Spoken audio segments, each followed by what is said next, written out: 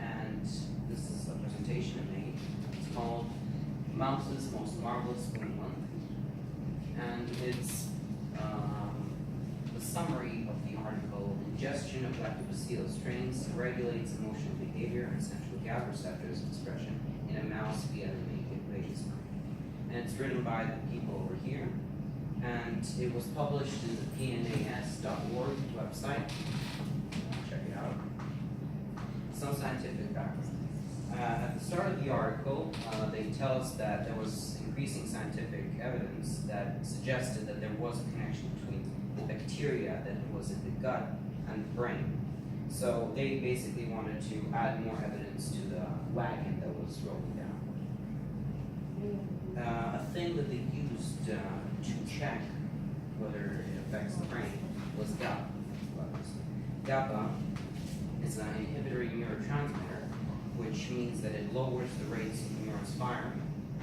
And for example, if somebody is in pain, let's say his joints causing him great pain, then what doctors may do, they may assign him an inhibitory neurotransmitter to lower the rate of neurons firing that cause the brain and the pain in the brain.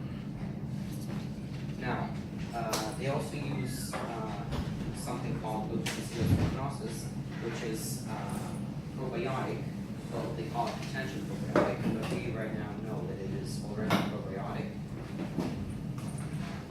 Now, their interest was to find a connection between GABA levels in the brain and the probiotic, see if it affects it.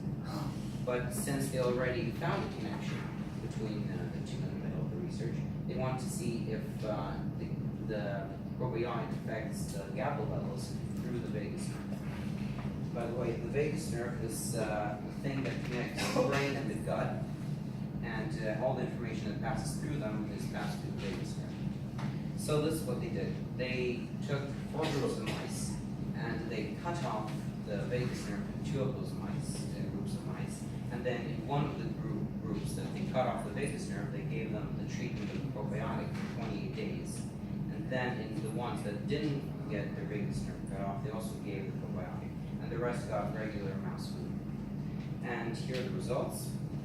It turns out that when they removed the vagus nerve, so there was no difference between the GABA-A alpha 2 levels, but when they gave the probiotic for 28 days, then there was a difference between the GABA levels. It was higher in those that had the treatment and didn't have their vagus nerve cut off, than the ones that didn't have the treatment and didn't have their vagus nerve cut off. The same applies here, except that the GABA-A alpha 1 levels were lower in the hippocampus than in the previous one. This one was the GABA-A alpha 1, and the other one was GABA-A alpha 2.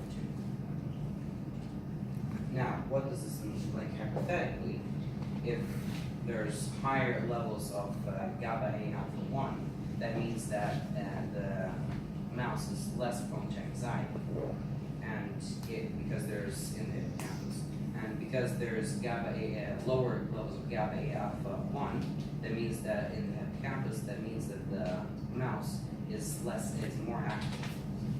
So this explains the results that were in this experiment that showed that when they placed mice in the experiment field, they went more times to the open area, which means that they were more brave and you would say more active. So the conclusion is that the Lactobacillus rhamnosus affects the GABA levels in the brain via the vagus nerve in already healthy rodents.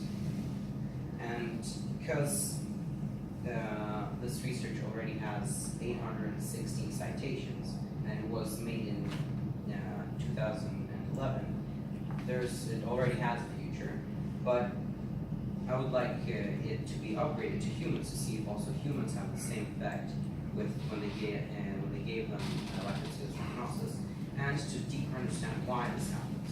For example, maybe it's some type of molecule that the bacteria release that causes